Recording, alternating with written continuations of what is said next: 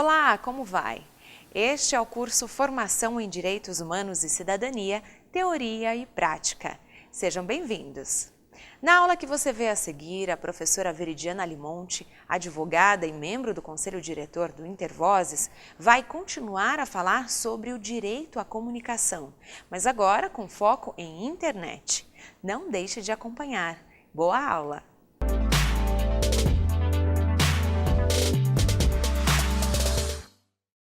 Olá, o tema da aula é Direito à Comunicação e Mídia e agora nós vamos focar mais especificamente nos desafios relacionados à internet. A internet, embora seja um contraponto à concentração dos meios de comunicação mais tradicionais, rádio, televisão, imprensa escrita das grandes empresas, das grandes corporações midiáticas, ela também traz desafios que nós precisamos prestar atenção.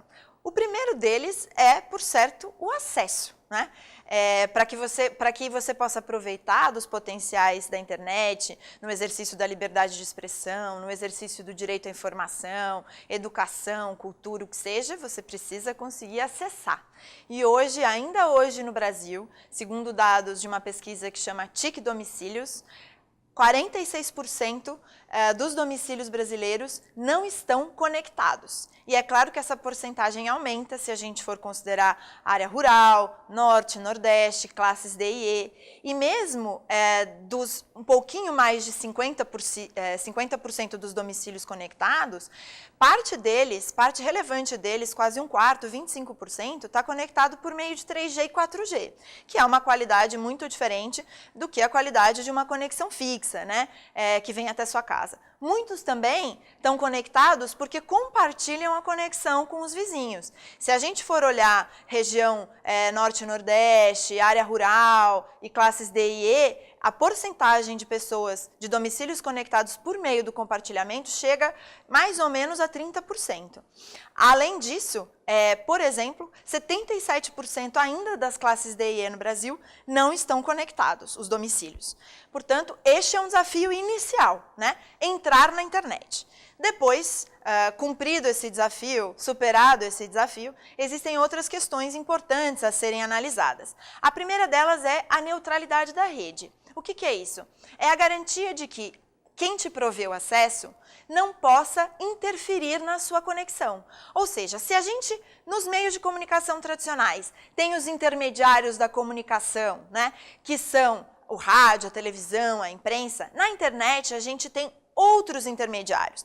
Tem, claro, os portais que continuam produzindo conteúdo e que, nesse sentido, também são intermediários da comunicação, mas tem também, por exemplo, quem te provê a conexão. Se essa pessoa, se essa empresa puder fazer um site funcionar melhor do que outro, puder bloquear um site e facilitar o acesso a outro, isso também gera distorções no acesso à internet pelas pessoas. A garantia de que isso não ocorra é justamente o princípio da neutralidade da rede, que hoje no Brasil está garantido pelo Marco Civil da Internet, uma lei que foi aprovada em 2014, depois de bastante mobilização da sociedade. E este é um princípio que continuamente é desafiado pelas operadoras de telecomunicações, então é importante ficar atento em relação a mudanças de legislação ou pressões para que a gente perca essa garantia. Além disso, tem a censura online. O que é isso? São as remoções de conteúdo. Muitas vezes, a forma como tendem a lidar com conteúdos na internet, principalmente quando tem proteção de direitos autorais, né, quando são conteúdos protegidos por direitos autorais, é simplesmente remover o conteúdo. E um problema que a gente verifica muito hoje no Brasil é, por um lado, a nossa lei de direitos autorais é bastante restritiva em relação a outras legislações sobre o mesmo tema no mundo. Por outro lado, a gente tem até algumas exceções, né? Por exemplo, pode-se, desde que citada a fonte, citar pequenos trechos de obras para fins de crítica, estudo, etc., em outras obras, e mesmo assim, muitas vezes, conteúdos são retirados do ar sob a alegação de direitos autorais, quando, na verdade, a questão principal ali era uma crítica. O próprio Intervozes, organização da qual eu participo, já teve vídeos censurados no YouTube, retirados do ar a pedido das organizações Globo, vídeos que faziam parte de uma formação de direitos humanos do Intervozes, que traziam cenas de novelas, etc., retratando a população idosa, a população infantil, a população LGBTT, e o objetivo dos vídeos era justamente discutir como essas populações eram retratadas na mídia. E, sob a alegação de direitos autorais, eles foram removidos. Então, é muito importante que se verifique quais são os motivos que estão fazendo com que conteúdos sejam retirados da internet. Também o Marco Civil tem uma regulação sobre isso.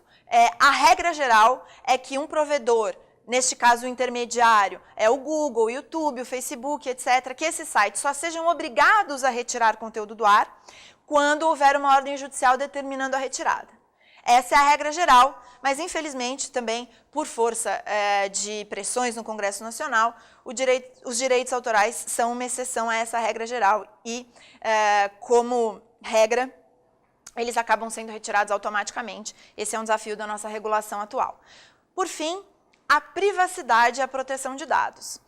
Já há algum tempo, né, existem bancos de dados sobre nós por aí, da administração pública, enfim. Mas com a internet e com as novas tecnologias, não há dúvida de que a coleta dos nossos dados e a formação de bancos de dados sobre nós espalhados por aí aumentou consideravelmente. Não só a formação dos bancos de dados, mas a capacidade de essas empresas cruzarem diferentes dados sobre nós e chegarem a conclusões sobre a nossa capacidade ou não de pagar um crédito, sobre se temos condição ou não de fazer parte de um plano de saúde, ou se somos os melhores candidatos para um emprego. Ou seja, cada vez mais os nossos dados nos representam nessa sociedade da informação e levam a decisões sobre nós, ou muitas vezes podem até levar a mecanismos que nos manipulam a fazer determinada coisa, porque existem informações sobre nós que sabem do que a gente gosta, onde a gente vai, com quem a gente se relaciona, né?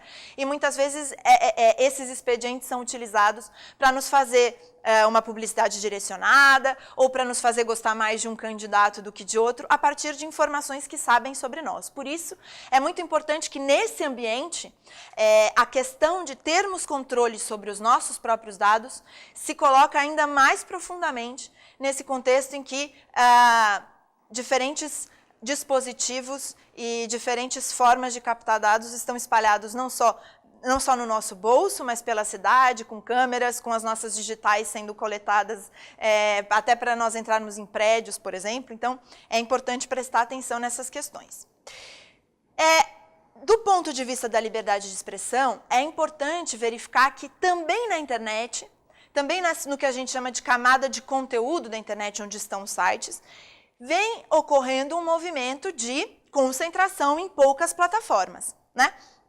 Essa matéria que está aqui no slide, ela mostra como empresas como Amazon, Facebook, Google estão virando grandes monopólios na sua área de atuação, né? E aí, essas plataformas, principalmente as que têm relação com distribuição de conteúdo, como Google e Facebook, nesse caso, eles são intermediários que não produzem conteúdo. O YouTube, o Google, etc. Mas eles são intermediários que, por meio dos seus algoritmos, definem o que você vê e o que você não vê. Como que eles distribuem a visibilidade de um determinado post, de um determinado vídeo ou de um resultado de busca. E isso também é um grande poder. Esses algoritmos, eles são sim determinados por interesses comerciais e corporativos. Recentemente o Google foi multado pela Comissão Europeia porque colocava nos seus resultados de busca o seu instrumento de comparação de preço, o Google Shopping, com mais relevância do que os outros concorrentes. Também pode haver alinhamento político. O Facebook, por exemplo, pode considerar que uma causa é importante e mostrar com mais visibilidade quando, por exemplo, alguém muda as fotinhos lá para colocar alguma causa, né, na sua foto. Isso aconteceu já. E também padrões culturais específicos. Essas empresas são, em geral, empresas norte-americanas, que vêm de um padrão cultural específico, né? Há alguns anos atrás, Aqui no Brasil, no Dia do Índio, o Ministério da Cultura colocou na página do Ministério da Cultura no Facebook uma foto de 2 índios do início do século XX, uma foto histórica, e o Facebook bloqueou essa foto porque a Índia não estava vestida, estava com os seios de fora. Ou seja, se para que você possa fazer parte dessa plataforma, você tem que deixar a sua cultura de lado, não faz nenhum sentido, né? Então, embora essas plataformas pareçam ser uma grande ágora, né, de discussão pública, etc., elas são, ao fim e ao cabo, plataformas corporativas com interesses específicos, e é importante a gente ter isso em mente. Por isso, existe hoje uma grande discussão da necessidade de maior transparência quanto às políticas e práticas de remoção e manutenção de conteúdo nessas plataformas, mas também, ao mesmo tempo, uma discussão de que não deve caber a essas plataformas serem fiscais de conteúdo na internet. Por exemplo, o Google sozinho decidir se uma notícia é falsa ou não e ele retirar automaticamente essa notícia. Portanto, as soluções elas passam por uma participação social, por maior transparência das plataformas e por regulações específicas. Isso com a participação de todos os setores da sociedade. Na governança da internet, um ponto muito importante é a participação de todos os setores nas discussões. Além disso, quando se discute internet e direitos humanos, a gente verifica, por certo, que a internet ela potencializa também os discursos de ódio e as ofensas, né? Como lidar com isso? Inclusive pensando na remoção de conteúdos. O que é importante saber é que a liberdade de expressão, como nós vimos na primeira aula, é um direito fundamental, um direito humano que deve ser sopesado com os demais, não é? E o exercício da liberdade de expressão também não pode ser abusado, né? Se você coloca na internet, por exemplo, a foto de alguém nu, sem autorização dessa pessoa, a partir de uma relação privada sua com ela, isso não é exercício da liberdade de expressão. Isso é ofensa, isso deve ser combatido. Mas, ao mesmo tempo, reconhecer que a internet, ao dar voz para todos, fez com que os discursos de ódio também fossem para o seu ambiente e pudessem se espraiar, ao mesmo tempo, aqueles que antes eram invisibilizados e não podiam falar por si, o movimento feminista, o movimento negro, LGBT, etc., tiveram uma plataforma de comunicação que nunca antes haviam tido. E isso faz diferença, inclusive, para a conformação das identidades desses movimentos e dessas pessoas, e para a contraposição dos próprios discursos de ódio que ganham relevância na sociedade. Por isso, gostaria aqui de compartilhar com vocês que essa discussão vem sendo feita num processo de sensibilização, numa campanha que chama Conecte Seus Direitos, que vocês podem procurar na rede vídeos específicos sobre essa discussão. Outra questão, como eu disse, é a privacidade e proteção de dados, né? E uma frase, um lema muito importante para entender como é o modelo de negócio de muitas plataformas na internet é: na internet, se o serviço é de graça, o produto é você, né? Na internet se estabeleceu como costume você utilizar diferentes plataformas sem pagar nada. Mas, na verdade, o que você está dando em troca da utilização são os seus dados pessoais. Com quem você fala, o que você fala, onde você esteve, o que você gosta, o que você não gosta, né? Isso é muito comum. Por isso, é muito importante ter essa percepção, né? E se utilizar dos controles que existem em termos de o quanto um conteúdo seu é disponibilizado publicamente ou não, os controles do quanto pode ser coletado por você ou não, né? Porque tudo isso está relacionado com dados que dizem respeito a você. Muitas vezes dados sensíveis, que são aqueles dados que podem levar a maior discriminação, dados sobre orientação sexual, alinhamento político e etc.